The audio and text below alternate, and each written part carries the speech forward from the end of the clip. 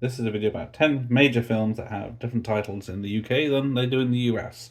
It's not uncommon, there's quite a few films that do this, but these are some surprising ones. Here is an honourable mention.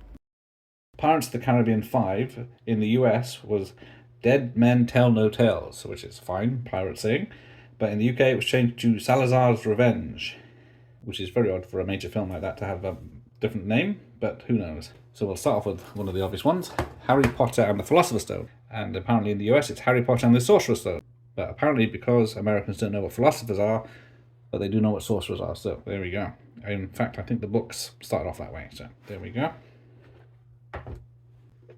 So next up is Nightmare Vacation. This one's the sequel, and then later on, once they were on DVD, they were back to their original names of Sleepaway Camp. Now we get Avengers Assemble, the first Avengers film, which was called Avengers Assemble in the UK because of the 1960s TV show called The Avengers, which was very popular over here. And then there was a new Avengers in the 70s, and then the film in the 90s called The Avengers. So to avoid confusion in the UK, we got The Avengers Assemble.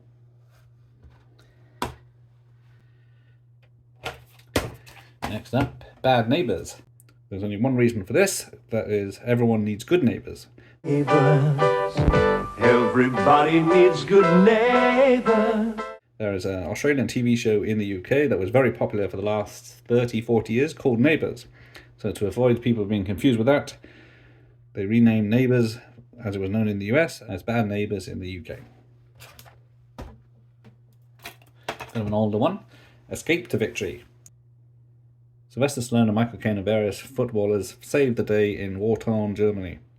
So this was called Escape to Victory here, and this was a staple on TV in most bank holidays in the UK, but in America it's just called Victory. Another 80s one, Bigfoot and the Hendersons, as it was known in the UK, but in America it was called Harry and the Hendersons. This one I agree with this title as it makes more sense, as Harry and the Hendersons could be anyone.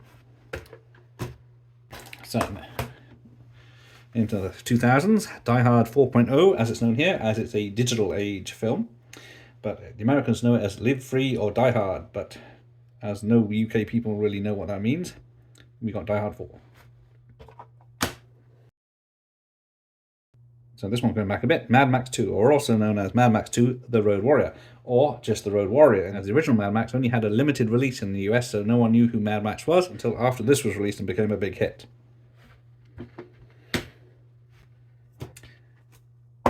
Then we get Roadkill, which is known as Joyride in the US, and I think it's got 2 sequels.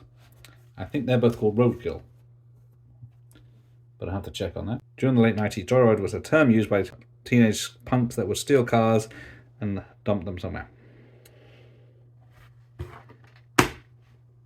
then last of all, Welcome to the Jungle, or The Rundown as it's known in the US. The simplest reason is the UK doesn't know what rundown is, but Welcome to the Jungle sounds like an action thriller. So there we go. Thanks for watching. Here endeth the lesson.